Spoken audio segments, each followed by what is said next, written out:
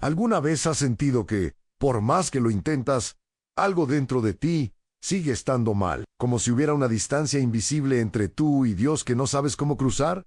Ahora, imagina esto. Estás en medio del desierto, el sol quema la piel, el aire es pesado y frente a ti hay una tienda cubierta por una nube extraña. No es una nube común, es densa, viva, sagrada. Nadie se atreve a entrar. Nadie se atreve a acercarse, porque allí está Dios. Y tú sabes algo incómodo, algo que pesa en el pecho. No puedes acercarte así como estás, no con tus errores, no con tus culpas, no con lo que llevas escondido por dentro. El problema no es solo el desierto, el problema eres tú, Y entonces surge la pregunta que ha perseguido a la humanidad desde siempre: ¿cómo se acerca alguien imperfecto a un Dios absolutamente santo, sin ser destruido en el intento? Eso es Levítico, un libro que muchos evitan, pero que confronta lo más profundo del alma. Un libro que no endulza la realidad, porque el pecado duele, separa y tiene consecuencia. Un libro que te obliga a mirar lo que normalmente escondes, pero también es un libro que revela un camino entre el fuego, la sangre, el miedo y la esperanza, porque aunque no lo parezca al principio, Levítico no comienza con rechazo. Comienza con un Dios que llama, el llamado desde el fuego. El campamento de Israel está en silencio, un silencio que no es vacío, sino expectante. Millones de personas acampadas en medio del desierto, tiendas alineadas, familias enteras tratando de sobrevivir en una tierra árida donde cada día es un desafío. Pero en el centro de todo hay algo diferente, algo que rompe con lo natural. La tienda del encuentro. No es una tienda común, está cuidadosamente construida según instrucciones precisas que Moisés recibió. Telas finas, colores específicos, muebles sagrados. Cada detalle tiene un significado, y sobre ella, algo impresionante, una nube espesa durante el día y fuego durante la noche. No es símbolo, no es metáfora, es la manifestación visible de la presencia de Dios. Nadie se acerca por curiosidad, porque todos recuerdan lo que ocurrió en el monte Sinaí: truenos, relámpagos, humo, una voz que hacía temblar la tierra. Ese mismo Dios ahora habita en medio de ellos. Y entonces ocurre algo que cambia todo. Dios llama a Moisés desde dentro de la tienda. No desde la montaña esta vez, sino desde un lugar más cercano, más íntimo, pero también más peligroso. Porque ahora no se trata solo de ver a Dios desde lejos. Se trata de aprender cómo acercarse a Él. Imagina a Moisés por un momento. Un hombre que ya ha visto milagros imposibles, el mar abierto, las plagas, el poder de Dios, enfrentando al imperio más grande de su tiempo, Egipto. Y aún así, este momento es diferente, porque entrar en ese lugar no es como hablar con un líder, es entrar en la presencia del Dios Santo. El aire parece más pesado, el corazón late más fuerte. Cada paso importa. Y entonces, desde ese fuego, desde esa gloria que ningún ser humano puede soportar por sí mismo, Dios habla. No hay intermediarios. No hay confusión. Es una voz directa, clara, intencional. Y lo que Dios empieza a revelar no es una historia emocionante ni una promesa fácil. Es un camino detallado, preciso, incluso exigente, para que un pueblo lleno de errores, dudas y debilidades pueda acercarse a Él sin ser consumido. Aquí es donde Levítico comienza a tomar forma, no como una lista fría de reglas, sino como una respuesta a una pregunta urgente. ¿Cómo puede un ser humano imperfecto vivir cerca de un Dios perfecto? Y si lo piensas bien, esa misma pregunta sigue viva hoy, porque tal vez no estés en un desierto físico, pero todos hemos sentido ese momento en el que sabemos que Dios está cerca y al mismo tiempo sentimos que algo dentro de nosotros no está listo para acercarse.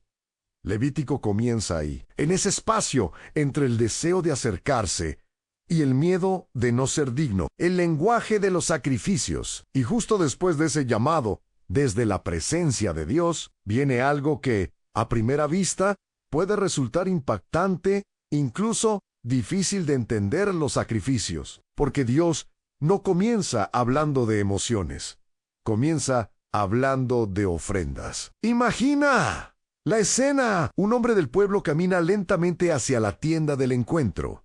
No va con las manos vacías, lleva consigo un animal.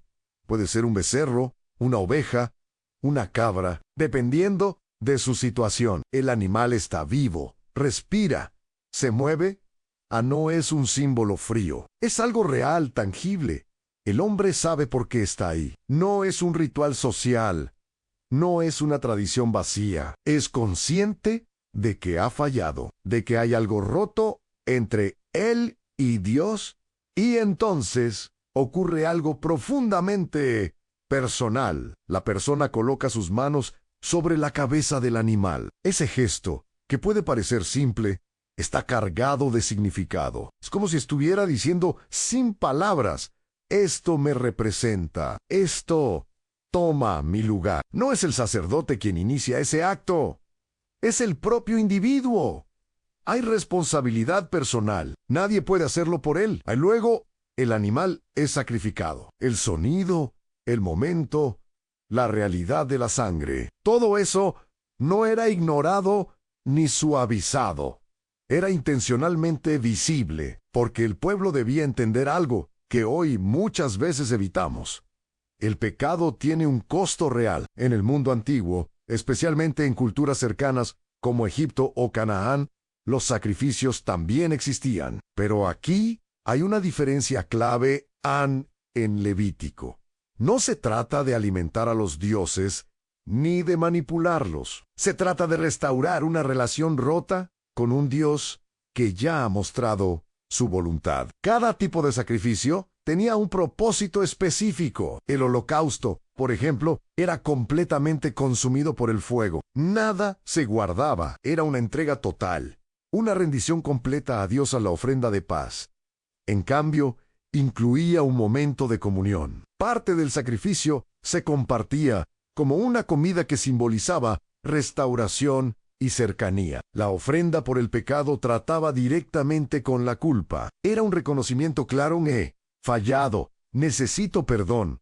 Todo esto formaba un lenguaje que no se hablaba con palabras, sino con acciones, con sangre, con fuego. Y aunque hoy pueda parecernos lejano, la intención detrás de todo esto es profundamente humana y actual. Porque, si somos honestos, todos cargamos con momentos en los que sabemos que hemos hecho mal. Todos hemos sentido esa necesidad de arreglar algo que no sabemos cómo reparar. Levítico no ignora esa realidad, la pone al frente, sin filtros, y luego dice algo poderoso. Aunque implícito, el perdón no es barato, la restauración no es automática, y acercarse a Dios tiene un costo, pero también deja ver algo lleno de esperanza. Dios mismo está proveyendo el camino para que eso sea posible. No es el hombre inventando cómo acercarse, es Dios enseñando cómo hacerlo, el corazón detrás de la ofrenda. Pero aquí es donde la historia se vuelve aún más profunda. Porque, después de entender el acto externo del sacrificio, Dios apunta a algo que no se ve a simple vista: el corazón. Imagina por un momento a dos personas acercándose con una ofrenda. Ambas traen animales sin defecto, cumplen con cada detalle, siguen cada paso correctamente. Desde afuera, todo parece perfecto. Pero dentro hay una diferencia enorme. Uno viene con humildad, consciente de su necesidad, con un peso real en el alma, deseando restaurar su relación con Dios. El otro simplemente cumple, hace lo que toca hacer, sin reflexión, sin arrepentimiento, casi en automático. Y aunque a los ojos humanos ambos actos son iguales, para Dios no lo son. Porque en Levítico, aunque no siempre se dice de forma directa, se deja ver algo constante. Dios no solo recibe lo que se ofrece. Dios observa quién lo ofrece. En la cultura del antiguo Israel, dar una ofrenda implicaba un costo real. No era algo simbólico, era parte del sustento, del trabajo, del esfuerzo diario. Por eso, traer lo mejor no era solo una regla, era una declaración del corazón. Dar lo mejor, decían Dios, tú eres primero. Dar lo mínimo o lo defectuoso, aunque técnicamente fuera permitido en algunos casos específicos, podía revelar otra cosa a indiferencia, descuido o incluso desprecio. Y aquí hay una verdad que atraviesa el tiempo. Dios nunca ha estado interesado en rituales vacíos. Lo vemos reflejado también más adelante en la historia bíblica, cuando los profetas confrontan al pueblo por cumplir externamente mientras su corazón estaba lejos. Eso no comienza con los profetas, ya está sembrado aquí, en Levítico, porque cada sacrificio era una oportunidad, no solo para arreglar un error, sino para examinar el interior, para detenerse y preguntarse, ¿qué hay realmente dentro de mí? Y si lo traemos a hoy, la pregunta sigue siendo incómodamente relevante, porque ya no llevamos animales, pero seguimos ofreciendo cosas a tiempo, palabras, decisiones, prioridades. Y la cuestión no es solo qué haces, sino desde dónde lo haces. Puedes orar, ayudar, asistir, cumplir y aún así estar desconectado por dentro. Levítico, en medio de todos sus detalles, nos susurra algo poderoso. Dios no se impresiona con la apariencia. Dios responde a la autenticidad y eso cambia todo, porque ya no se trata solo de hacer lo correcto, sino de ser verdadero delante de Elan. Los sacerdotes son puentes entre Dios y el pueblo. Y entonces, después de entender que no cualquiera podía acercarse de cualquier manera, aparece una figura clave en toda esta historia: los sacerdotes, porque no todos podían entrar hasta la presencia de Dios.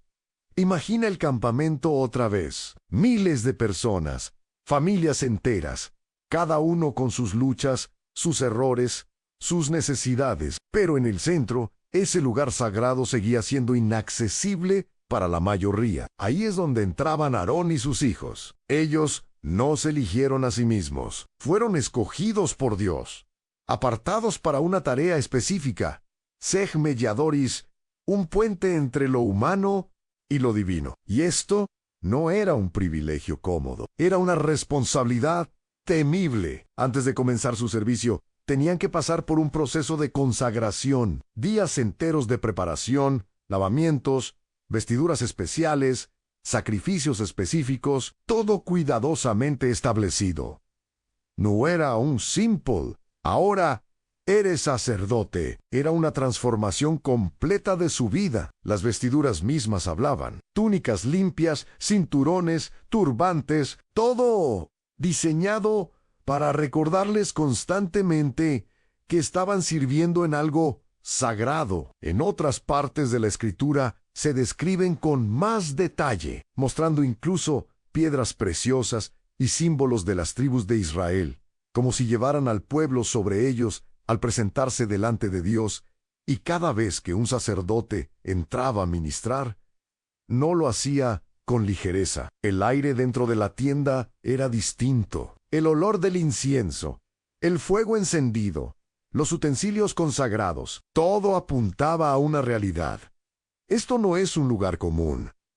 Cada movimiento debía hacerse con precisión. Cada palabra, cada acto tenía peso, porque un error no era simplemente un fallo humano. Era una falta de respeto a la santidad de Dios. Y eso generaba una tensión constante. Servir a Dios de cerca era un honor, pero también implicaba vivir bajo una conciencia permanente de su pureza. Ahora, piensa en esto. El pueblo dependía de ellos. Si alguien pecaba, no podía simplemente entrar por su cuenta. Necesitaba un sacerdote, alguien que conociera el proceso, que representara correctamente al pueblo delante de Dios. Esto creaba una imagen muy poderosa a la humanidad. Necesita mediación. Y aunque hoy no vivimos bajo ese mismo sistema, el principio sigue resonando. porque todos, en algún momento, necesitamos ayuda para acercarnos a Dios. Nadie llega por mérito propio. Levítico nos muestra algo que a veces olvidamos. Acercarse a Dios no es algo casual, no es improvisado, no es superficial. Requiere preparación, respeto y alguien que entienda el peso de lo que está en juego. Y mientras el pueblo observaba a los sacerdotes moverse entre el fuego, la sangre y la presencia de Dios, una verdad quedaba grabada en sus corazones. Dios está cerca, pero no es común, el fuego que no se puede manipular. Y justo cuando todo parecía estar en orden, cuando los sacerdotes ya habían sido consagrados, cuando el sistema estaba en marcha, cuando el fuego de Dios había descendido y el pueblo había visto su gloria, ocurre algo que detiene el corazón. Dos nombres aparecen en escena: Nadab y Abiú, hijos de Aarón, sacerdotes, hombres que habían sido testigos de la presencia de Dios. No eran ignorantes, no eran ajenos. Estaban dentro y aún así tomaron una decisión. El texto bíblico lo describe de forma breve, pero contundente. Ofrecieron fuego extraño delante del Señor, algo que Él no había mandado. Imagina ese momento. El altar está encendido. El fuego que había descendido de parte de Dios aún está allí, santo, puro, intocable. Ese fuego no era común, no se podía encender de cualquier manera, ni reemplazar. Pero Nadab y Abiú hacen algo distinto. Toman sus incensarios, colocan fuego en ellos, pero no el que Dios había establecido, no el que provenía del altar. Es un fuego diferente, tan extraño, no autorizado. Desde afuera, tal vez parecía un acto pequeño, un detalle, algo casi insignificante, pero en el contexto de la santidad de Dios, no lo eran, porque no se trataba solo de fuego. Se trataba de obediencia, de respeto, de reconocer que Dios no se acerca según nuestras ideas, sino según su voluntad. Y entonces sucede sin advertencia humana, sin proceso gradual. Fuego sale de la presencia de Dios y los consume. El silencio cae sobre el lugar. El pueblo observa. Aarón, su padre, queda inmóvil. No hay tiempo para reaccionar. No hay espacio para justificar. El mensaje es claro, directo, imposible de ignorar. Dios no puede ser tratado como algo común. Este momento no es fácil de aceptar. Genera preguntas, incluso incomodidad. Pero dentro de esa tensión hay una verdad profunda. Cuando algo es verdaderamente santo, no puede ser manipulado, alterado o tratado con ligereza. En el contexto cultural de la época, otros pueblos ofrecían incienso, fuego, rituales, muchas veces mezclando prácticas, adaptando según sus creencias. Pero aquí, Dios establece una línea clara. Su presencia no se mezcla, no se adapta, no se negocia. Y mientras los cuerpos de Nadab y Abiú son retirados en silencio, sin ceremonia pública, sin exaltación, queda una enseñanza que atraviesa generaciones. Acercarse a Dios no es un experimento, no es creatividad espiritual, no es hacer lo que siento correcto, es responder a lo que Él ha establecido.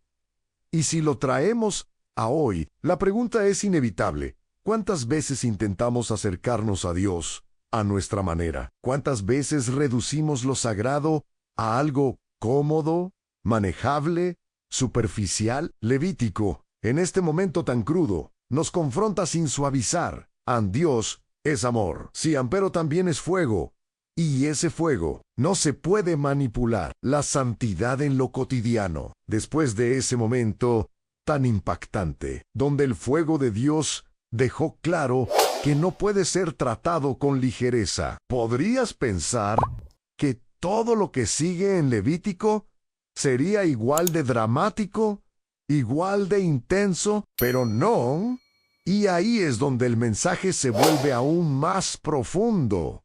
Porque Dios empieza a hablar de cosas aparentemente comunes, comida, enfermedades, han fluidos del cuerpo, han higiene, han relaciones diarias. Y uno podría preguntarse, ¿qué tiene que ver todo esto con la santidad? Pero imagina al pueblo de Israel viviendo día a día en el desierto. No había ciudades organizadas como las que conocían en Egipto.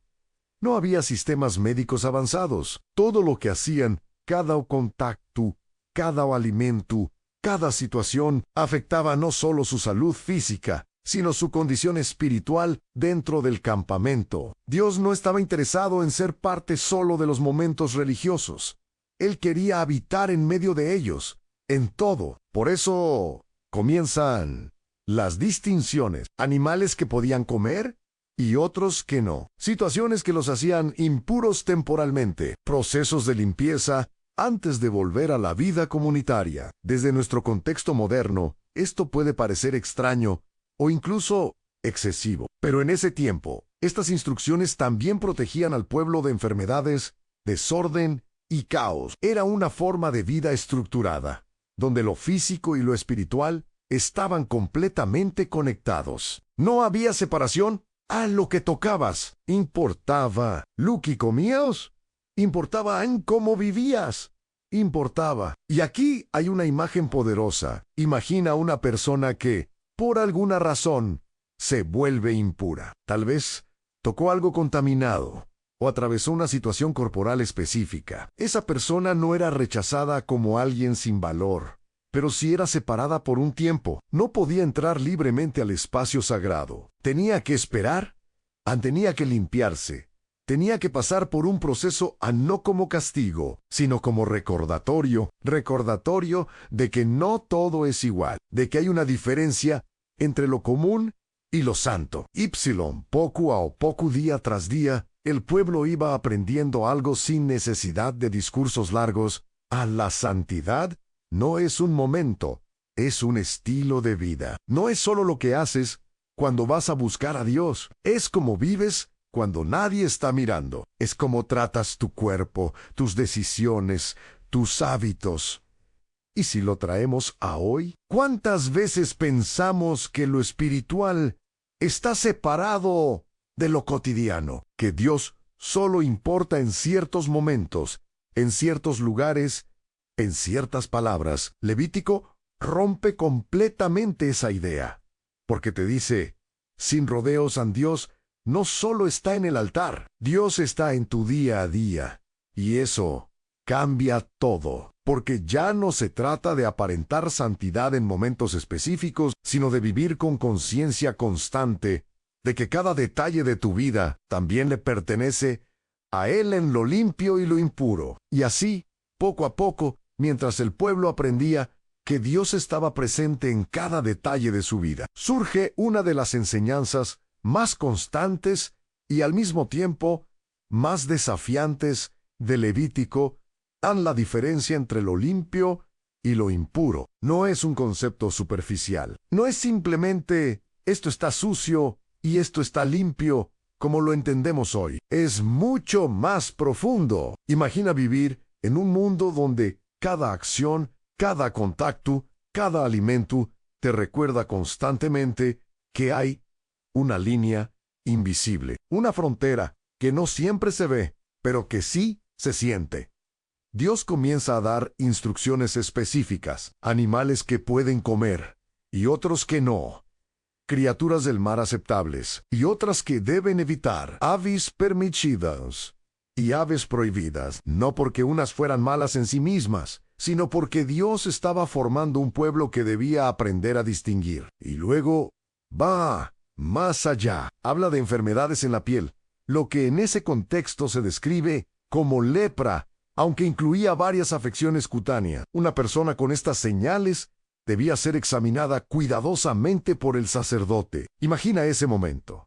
Alguien descubre una mancha en su piel, algo pequeño, pero suficiente para generar miedo. Va al sacerdote y todos observan en silencio. Hay tensión en el ambiente, porque si se confirma que es impuro, esa persona debe salir del campamento, separarse de su familia, de su rutina, de su comunidad. No porque Dios lo rechace, sino porque la impureza no podía permanecer en medio de un pueblo donde la presencia de Dios habitaba. Y eso dolía. Era aislamiento, era soledad, era un proceso difícil, pero también era temporal. Había esperanza de restauración, había un camino de regreso, procesos de limpieza, revisiones, sacrificios, todo apuntando a una verdad. A la impureza no era el final de la historia. Ahora, piensa en lo que esto producía en la mente del pueblo. Cada día, cada decisión, cada contacto les recordaba algo esencial. No todo es igual. No todo es apropiado. No todo conviene. Y eso formaba una conciencia, una sensibilidad espiritual. Porque, aunque muchas de estas leyes tenían un beneficio práctico, proteger de enfermedades, mantener higiene en un entorno difícil como el desierto, su propósito iba más allá. Dios estaba enseñando a su pueblo a discernir, a no mezclar lo santo con lo común, a no normalizar lo que los alejaba de su presencia. Y si lo traemos a hoy, esto golpea directo, porque vivimos en una cultura donde casi todo se vuelve relativo, donde la línea entre lo correcto y lo incorrecto se vuelve borrosa. Pero Levítico nos recuerda algo que no ha cambiado: a la capacidad de distinguir. Es vital. No todo lo que parece inofensivo lo es. No todo lo que todos hacen es sano. No todo lo que se siente bien acerca a Dios. Y aquí está la tensión que sigue viva.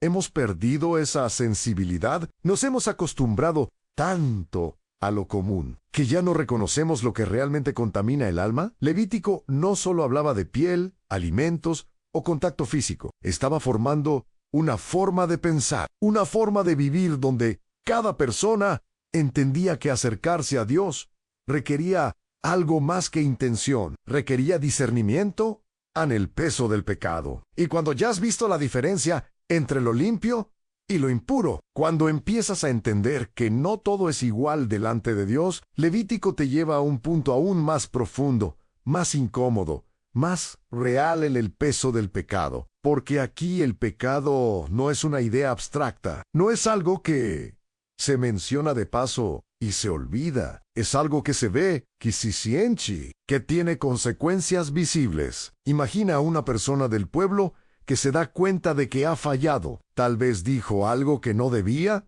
tal vez actuó con injusticia, tal vez ignoró un mandamiento claro. No hay excusas, no hay forma de ocultarlo ante Dios, y entonces no puede simplemente seguir adelante como si nada tiene que actuar. Tiene que traer una ofrenda específica por su pecado, dependiendo de quién sea. Un líder, un sacerdote o una persona común, el sacrificio varía, pero el principio es el mismo.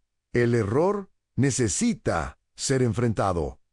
Ahora, imagina el momento. Esa persona se acerca con su ofrenda, sabiendo exactamente por qué está ahí. No es una rutina sin sentido, es un reconocimiento directo. He fallado. El animal es presentado y nuevamente, las manos sobre la cabeza, pero esta vez, el peso emocional es distinto. Aquí no se trata solo de acercarse a Dios, se trata de reconocer una ruptura, y cuando la sangre es derramada, no hay forma de ignorarlo.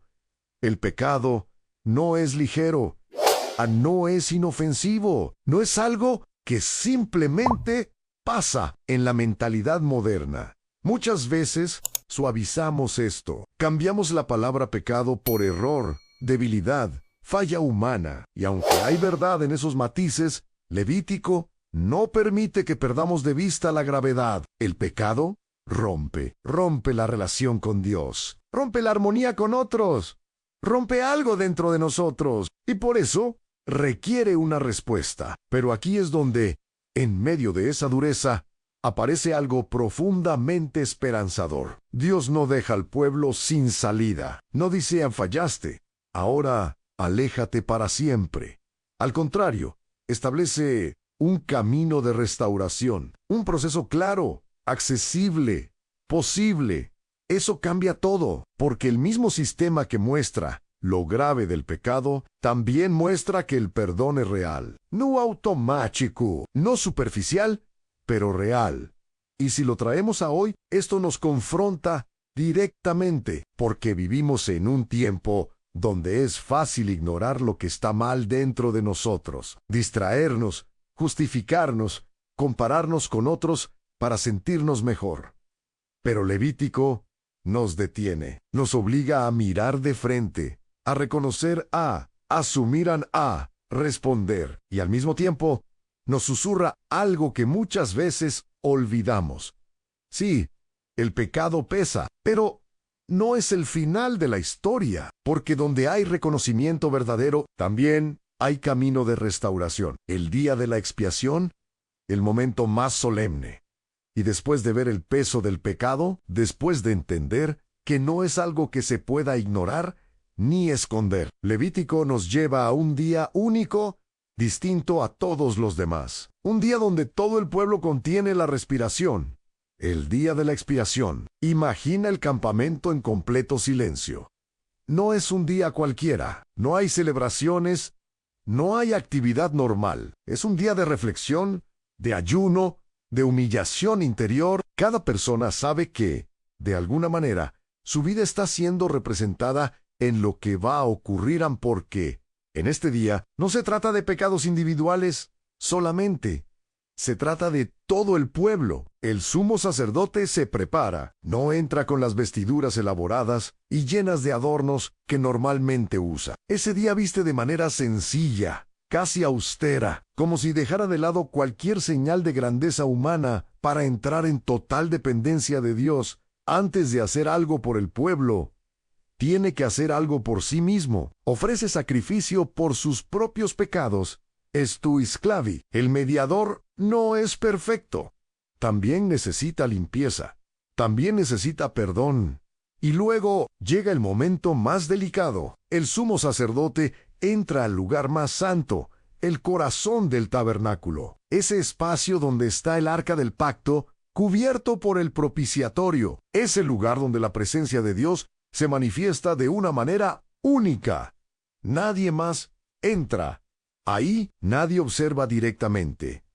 Todo el pueblo espera afuera. El aire se siente pesado, porque si algo sale mal, si no se sigue el proceso correctamente, ese hombre no saldrá con vida. El sacerdote lleva la sangre del sacrificio y la rocía en el lugar santo. No es un gesto simbólico vacío, es un acto que representa limpieza, cobertura, restauración, pero aún no ha terminado.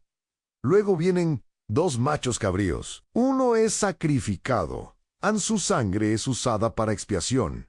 El otro es diferente. El sumo sacerdote pone sus manos sobre él y, según el relato bíblico, confiesa sobre ese animal todos los pecados del pueblo. Es como si, de forma simbólica, toda la culpa, toda la carga o todo lo que estaba mal fuera colocado sobre ese ser vivo, y entonces ese animal es llevado al desierto, lejos, fuera del campamento, desapareciendo en el horizonte. Este es el llamado Shivu expiatoru, y la imagen es poderosa. El pecado no solo es cubierto, es removido, alejado, quitado de en medio. Mientras el pueblo observa desde la distancia, algo ocurre en lo profundo de sus corazones. Hay alivio, hay esperanza, hay una sensación de limpieza colectiva, pero también hay conciencia.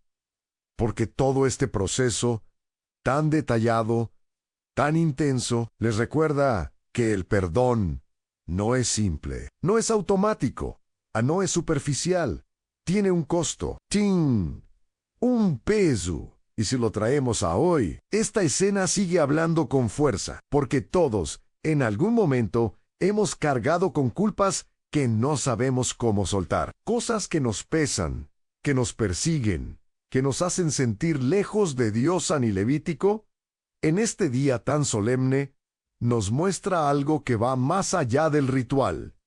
El ser humano necesita no solo ser perdonado, necesita ser limpiado. Necesita saber que aquello que lo condena, puede ser quitado. Y mientras el sol cae sobre el desierto y el campamento vuelve lentamente a la calma, queda una sensación que no se puede ignorar por un momento.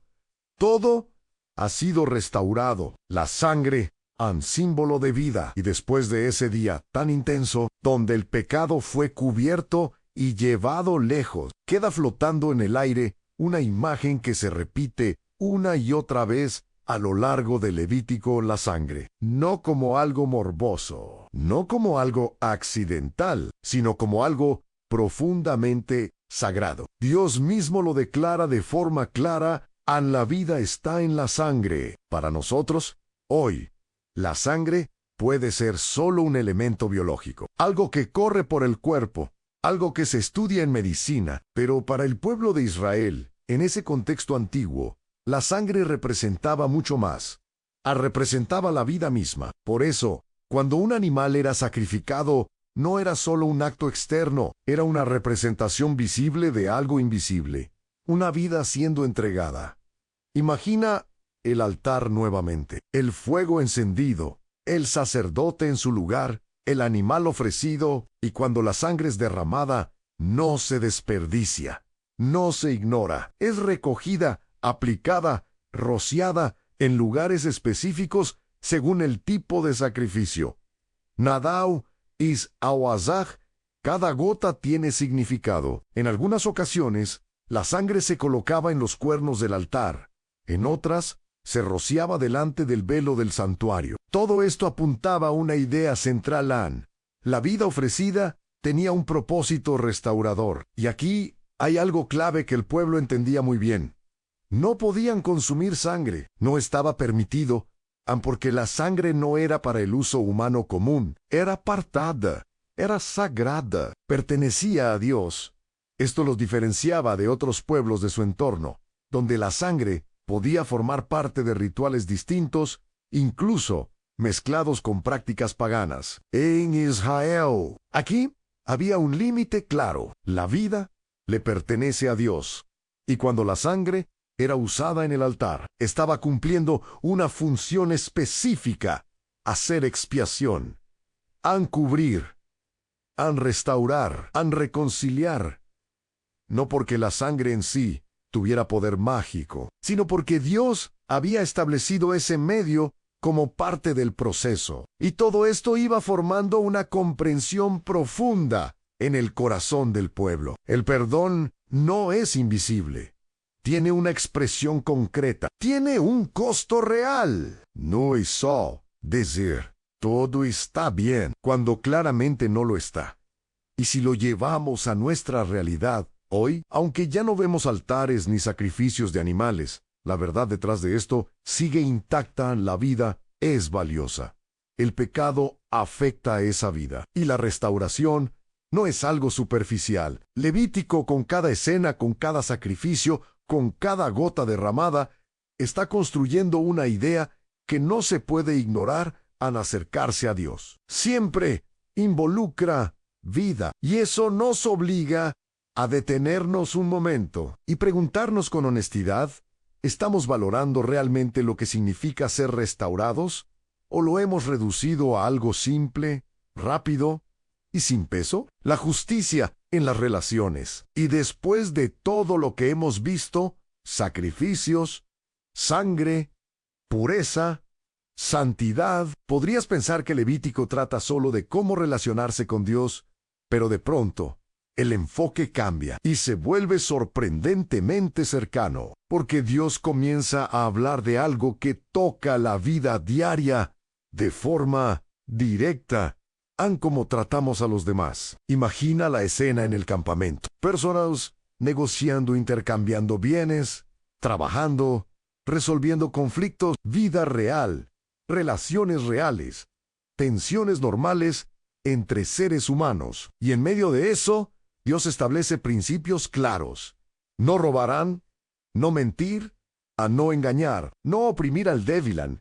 Pero no se queda solo en lo negativo. Va más allá. Habla de dejar parte de la cosecha para el pobre y el extranjero. En el contexto agrícola de la época, esto significaba que cuando recogían sus campos, no debían tomar todo hasta el último rincón. Debían dejar bordes sin cosechar, para que los necesitados pudieran recoger alimento. Imagínalo a un campesino trabajando bajo el sol, sabiendo que parte de su producción no será para él, y aún así lo deja, no por obligación humana, sino como acto de obediencia a Dios. Eso no era común en otras culturas, era una forma concreta de justicia. También se habla de no maldecir al sordo, ni poner tropiezo delante del ciego, es decir, no aprovecharse de la debilidad de otros, aunque nadie más lo vea. Eso revela algo profundo. Dios no solo observa lo que es visible, también ve lo oculto. Y luego viene una de las declaraciones más poderosas de todo el libro: amarás a tu prójimo como a ti mismo. No es una idea moderna, no es algo que apareció después. Ya estaba aquí, en medio de leyes, sacrificios y normas. Porque la relación con Dios siempre se refleja en la relación con los demás. No se pueden separar. No puedes acercarte al altar con una mano y con la otra dañar a quien tienes al lado. No puedes hablar de santidad y vivir en injusticia. Y esto golpea fuerte hoy, porque muchas veces reducimos la espiritualidad a lo personal. Lo que siento, lo que pienso, lo que hago en privado. Pero Levítico rompe esa idea. Te dice con claridad: tu fe se ve en cómo tratas a otros, en cómo hablas, en cómo actúas cuando tienes ventaja, en cómo respondes cuando podrías aprovecharte. Y en un mundo donde la injusticia, el egoísmo y la indiferencia parecen normales, este llamado se vuelve aún más desafiante. Porque nui solu, no hacer el mal, es vivir activamente haciendo lo correcto. Y mientras el pueblo escuchaba estas instrucciones, algo quedaba claro. Aunque no se dijera con esas palabras, acercarse a Dios no es solo cuestión de altar, es cuestión de vida. Sed santos, porque yo soy santo. Y después de recorrer cada detalle, los sacrificios, la pureza, la justicia, las relaciones, todo converge en una frase que no deja espacio para interpretaciones suaves: sed santos, porque yo soy santo. No es una sugerencia, no es una idea inspiradora para reflexionar, es un llamado directo. Imagina al pueblo escuchando esto por primera vez, a personas comunes, pastores, familias, gente que había vivido en esclavitud en Egipto durante generaciones. No eran perfectos, no eran especiales por mérito propio, y aún así Dios les dice: Anshan, como yo. Eso en sí mismo es impactante, porque la santidad de Dios no es algo pequeño, no es solo portarse bien. Es pureza absoluta, es perfección moral, es separación total de todo lo que es corrupto o impuro. Entonces, ¿cómo puede un pueblo imperfecto responder a un llamado así? Ahí está la tensión. Levítico no presenta la santidad como algo opcional, pero tampoco como algo que se logra de un día para otro. Es un proceso, un camino. Cada ley, cada instrucción, cada límite, no es un obstáculo, es una guía, una forma de ir moldeando al pueblo, de enseñarles a vivir de manera diferente a todo lo que habían conocido. Porque las naciones alrededor tenían otros dioses, otras prácticas, otras formas de vivir. Muchas veces mezclaban lo sagrado con lo inmoral, lo espiritual con lo corrupto, pero Israel debía ser distinto, no solo en lo que creía, sino en cómo vivía, en su manera de hablar, en su forma de tratar a otros, en sus decisiones, cuando nadie estaba mirando. La santidad no era solo un estado espiritual, era una identidad. Y eso es lo que Dios estaba formando, un pueblo que reflejara quién es Él. Ahora, si lo traemos a hoy, este llamado no ha perdido fuerza, porque seguimos viviendo en un mundo donde todo se mezcla, donde las líneas se difuminan, donde lo correcto muchas veces depende de la opinión del momento. Y en medio de eso, esta frase sigue resonando: sed santos, no perfectos, no inalcanzables, pero sí apartados an conscientes, an diferentes, no para aislarnos del mundo, sino para no perdernos dentro de él. Y aquí es donde la historia deja de ser solo del pasado y se vuelve personal, porque ya no se trata solo de lo que Israel debía hacer, se trata de lo que tú y yo estamos reflejando hoy. Nuestra forma de vivir apunta hacia algo diferente, o simplemente seguimos el mismo ritmo que todos los demás. Levítico no responde por nosotros, pero sí deja la pregunta encendida. Las fiestas, al recordar para no olvidar. Y justo cuando el llamado a la santidad queda resonando en el corazón, Dios introduce algo que equilibra todo ese peso, toda esa exigencia, toda esa intensidad a las fiestas. Pero no eran fiestas como las que solemos imaginar hoy. No eran simplemente momentos de diversión o descanso, eran pausas sagradas en el tiempo. Imagina el ritmo de vida en el desierto, días largos, calor constante, responsabilidades, tensiones, desafíos, y en medio de todo eso, Dios establece momentos específicos donde todo debía detenerse. Momentos para recordar, porque Dios sabe algo que nosotros también experimentamos.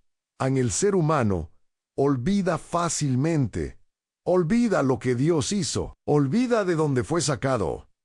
Olvida quién es. Y por eso, estas fiestas no eran opcionales.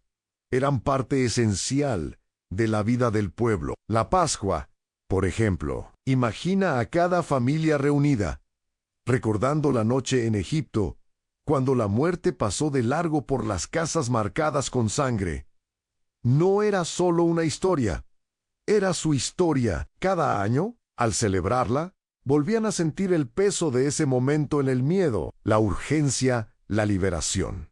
No lo leían, lo revivían. Luego estaba la fiesta de las semanas, lo que más tarde se conocería como Pentecostés, un tiempo de gratitud por la provisión, por la cosecha, por lo que Dios había dado. En una cultura agrícola, esto era vital. Dependían completamente de lo que la tierra producía. Y esta fiesta los llevaba a reconocer que detrás de cada fruto estaba la mano de Dios, y nuevamente aparece el día de la expiación, pero ahora como parte de un calendario establecido.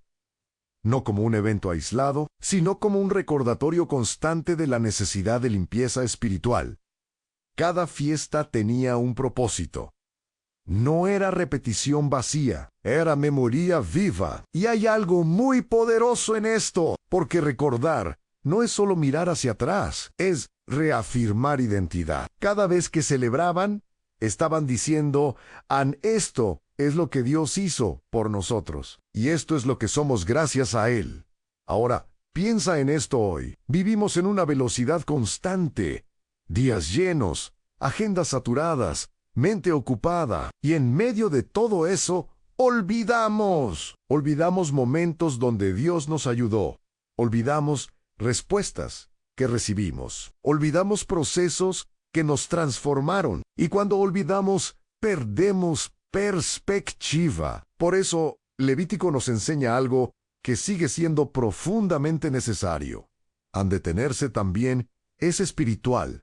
Al hacer memoria, también es parte de la fe, no para quedarnos en el pasado, sino para no perder el rumbo en el presente. Y mientras el pueblo celebraba, cantaba, recordaba, algo se fortalecía dentro de ellos a la certeza de que no estaban solos, de que su historia tenía sentido, de que todo lo que vivían estaba conectado con lo que Dios ya había hecho.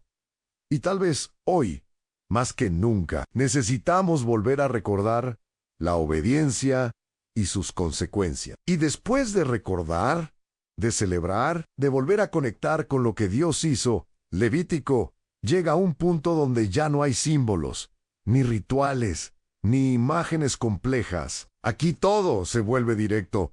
Anclaron sin rodeos. Dios le habla al pueblo sobre algo que nadie puede evitar, a las consecuencias de sus decisiones. Imagina a todo Israel reunido, escuchando. No es una historia, no es una celebración, es una advertencia, pero también una promesa. Dios les dice en esencia: si caminan conmigo, si guardan mis caminos, si viven conforme a lo que han aprendido, habrá bendición, y esa bendición no es abstracta. Se traduce en cosas que ellos entienden perfectamente: en lluvia, en su tiempo, cosechas abundantes, paz en la tierra, han seguridad, han presencia de Dios en medio de ellos. En el contexto del antiguo Israel, esto lo era todo. No dependían de sistemas modernos, ni de tecnología, ni de reservas almacenadas por años. Dependían completamente de lo que Dios permitiera. Una temporada sin lluvia podía significar hambre. Un enemigo más fuerte podía significar destrucción. Por eso, estas palabras no eran teoría. Eran vida o muerte. Pero luego, Utón muda, porque así como hay promesas de bendición, también hay advertencias claras si el pueblo decide apartarse. Y aquí, el lenguaje se vuelve más intenso. Habla de sequía, de enfermedades, de derrota ante enemigos, de miedo incluso en la seguridad, de una tierra que ya no responde, no como un castigo impulsivo, sino como consecuencia de romper la relación con Dios. Es importante entender esto en su contexto. En la mentalidad de Israel, la relación con Dios no era solo espiritual, era total. Afectaba la tierra, la economía, la salud, la estabilidad. Cuando esa relación se quebraba, todo lo demás también se veía afectado.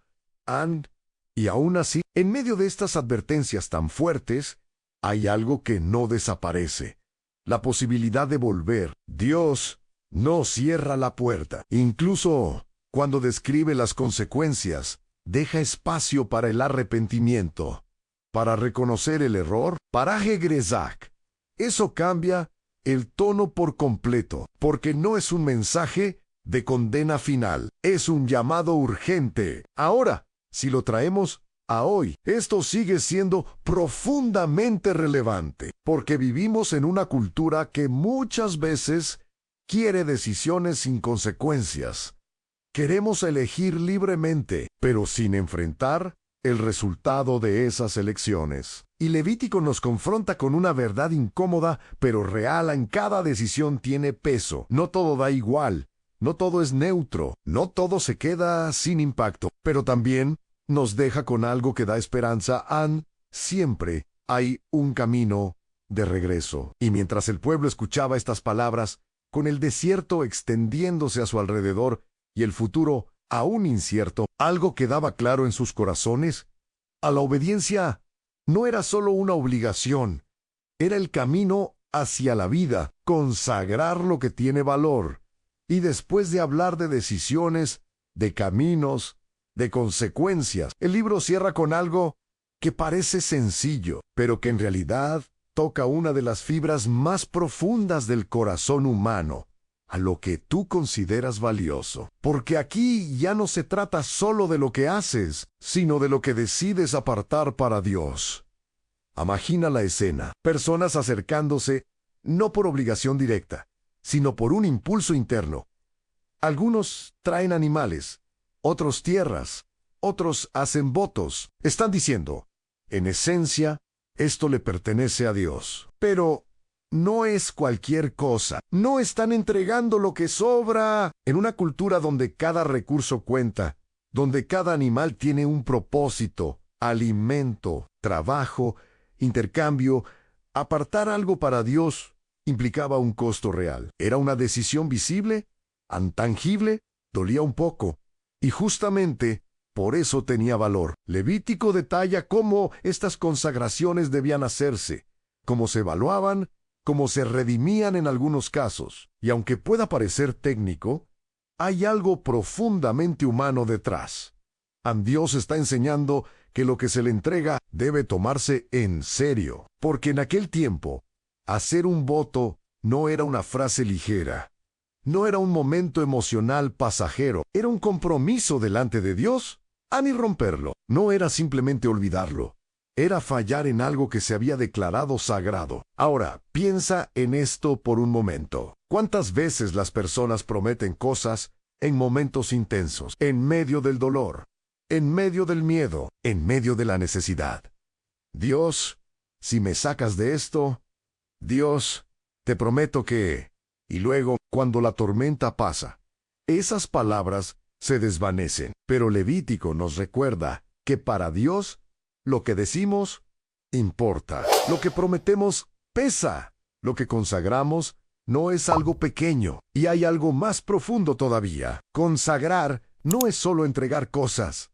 Es una forma de decir, reconozco que todo lo que tengo, ven de sí, en una sociedad donde la tierra era herencia, identidad, futuro. Devolver una parte era reconocer que ellos no eran los dueños absolutos, eran administradores, y eso cambia completamente la perspectiva, porque entonces la vida ya no gira solo en torno a acumular, sino a honrar. No se trata solo de poseer, sino de reconocer. Y así, el libro termina no con un gran evento, ni con una escena dramática, sino con una invitación silenciosa, pero poderosa, examinar el corazón, ver qué lugar ocupa Dios en lo que más valoramos, porque al final, lo que decides consagrar revela a quién realmente pertenece tu vida. Y ahora, después de haber atravesado cada detalle, cada sacrificio,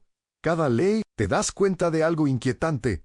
Al Levítico no era solo para ellos, es un espejo, porque aunque ya no estemos en el desierto, aunque no levantemos altares ni ofrezcamos animales, el conflicto sigue siendo el mismo en un corazón humano imperfecto intentando acercarse a un Dios perfecto. La diferencia es que ahora ya conocemos el costo real de ese acercamiento. Levítico nos deja sin excusas, nos muestra que el pecado no es un juego, que la santidad no es opcional, y que Dios no cambia según nuestra comodidad, pero también nos deja con algo más fuerte que el temor. Nos deja con una invitación a dejar de vivir superficialmente, a dejar de ignorar lo que está mal dentro de nosotros, a dejar de acercarnos a Dios de cualquier manera y empezar a hacerlo con verdad, con humildad, con un corazón dispuesto a ser transformado. Porque al final, no se trata de rituales, se trata de relación. Y la pregunta que no puedes evitar llevarte hoy es esta: cuando Dios te llama, ¿te estás acercando de verdad o solo estás mirando desde lejos?